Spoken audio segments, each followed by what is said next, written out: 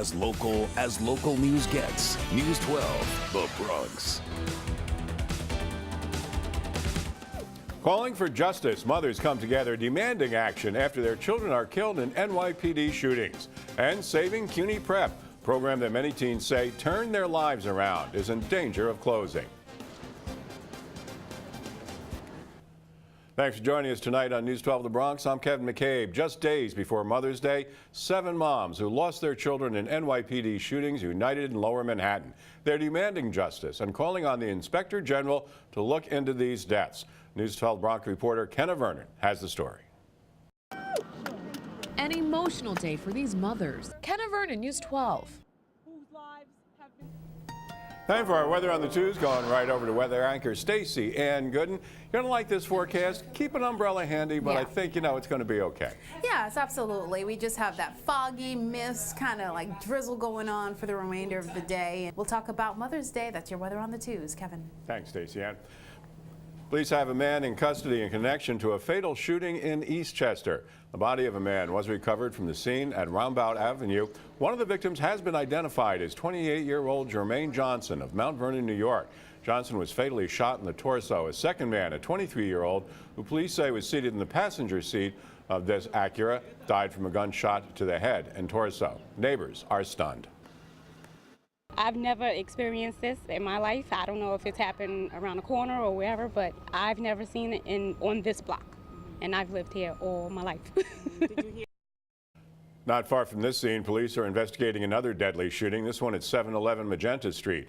Told police found a man dead on the rooftop after being shot in the head and back. Victim is between 20 and 30 years old. No arrest had been made. If you have any information on either of these cases, call Crime Stoppers. The number 1-800-577-TIPS. Beloved college prep program in Pelham Parkway has been helping Bronxites get to college for more than a decade, but now its future is in jeopardy. News 12 The Bronx reporter Sarah Kruger has the story. From CUNY Prep, I'm Sarah Kruger, News 12 The Bronx. I'm Kevin McCabe. More hyperlocal headlines are just 2 minutes away. And a local slave burial ground gets a cleanup thanks to a state grant.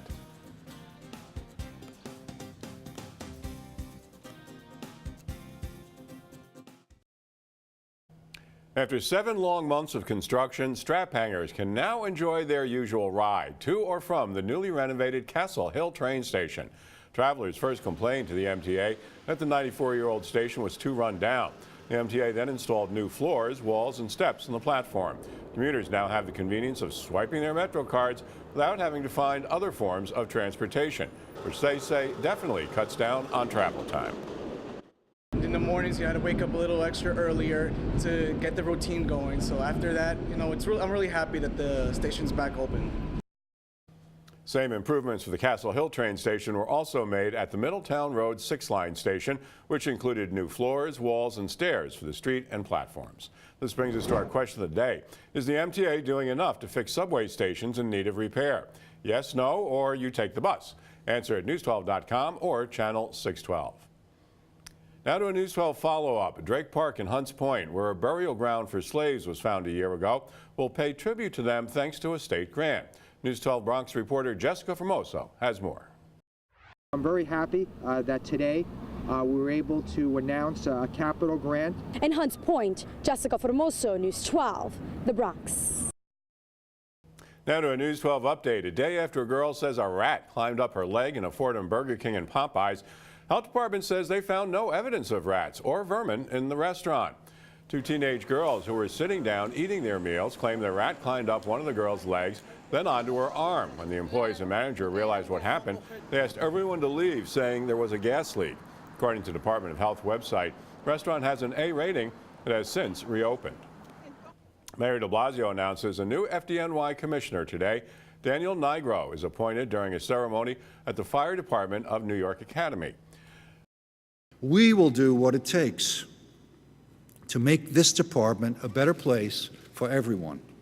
As we have always said, even in the worst times, it's the greatest job in the world. Let's make sure we enable others to share it with us. Nigro was named chief of the department after September 11th attacks. He replaces Sal Casano, who served as commissioner since 2010. All right, time for our weather on the 2s and right over to Stacey Ann. Yeah, we got some mist and fog out there, but you know, could be worse. Yes, it could be worse. We could be dealing with some really severe weather, and that's not the case.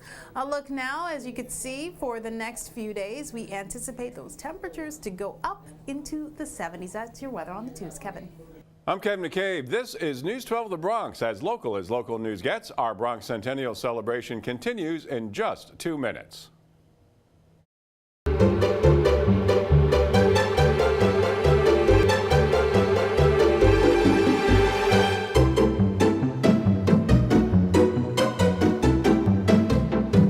Whether it's a trip to the ER for the flu or major life-changing surgery, Montefiore Medical Center is an institution Bronxites know and trust. As we celebrate Bronx Week and the borough's 100th anniversary, News 12 The Bronx reporter Alicia Laventure shows us how Montefiore Medical Center came to be one of the Bronx defining features. 5 million visits every year from Montefiore Medical Center. Alicia Laventure, News 12 The Bronx. Well, Bronx Hospital takes time out to honor the men and women who help take care of the sick and injured. I said, I don't know what you came to do. I don't know what you came to do. This choir, formed by doctors and other staff at Montefiore, put on this special performance today.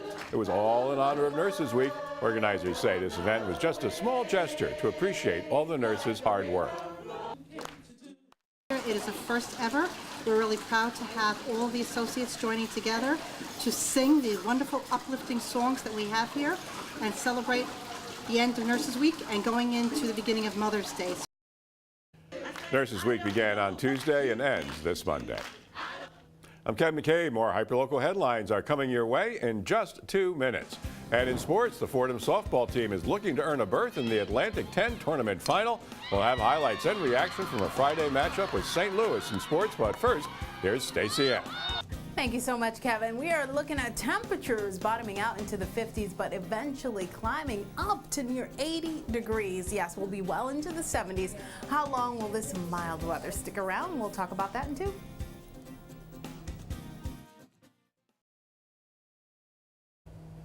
Stacey Ann joining us now. I was outside a little while ago, and it's a little chilly out Yeah. there. I mean, the temperatures, they're dropping a little bit. They are.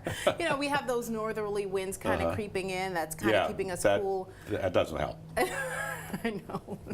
And the fact that the clouds kind of just took over prevented the sun from coming through. However, the silver lining in all of this, I tell you, that warm front, it's going to continue to lift. It's all about timing. Thanks, Stacey Ann. Well, how's your pronunciation and speaking voice? Turns out for many Bronxites, it's not that great, and you may need a trained professional to help. In this 12 on Health report, News 12 The Bronx reporter Matt Piper tells us about speech pathology and how it's helped several people here in our borough. In Fordham Heights, Matt Piper, News 12 The Bronx. Dan Serafin here now with sports and Fordham softball, softball. They're looking for another conference championship. 2011, 2013, Fordham took the A-10. They're trying to do it in 2014 as well, trying to grab that conference championship right here in the Bronx. Yankees start a series with the Milwaukee Brewers tonight. Next Monday starts the Subway Series for games, Yankees and Mets. They'll be tapping those kegs up in Milwaukee. Sure will. Okay, thanks, Dan. I'm Kevin McCabe, and this is News 12 The Bronx, as local news gets. More hyperlocal headlines in just 2 minutes. But first, another look at our question of the day. Is the MTA doing enough to fix subway stations in need of repair? You can answer our news12.com, at news12.com, or channel 612.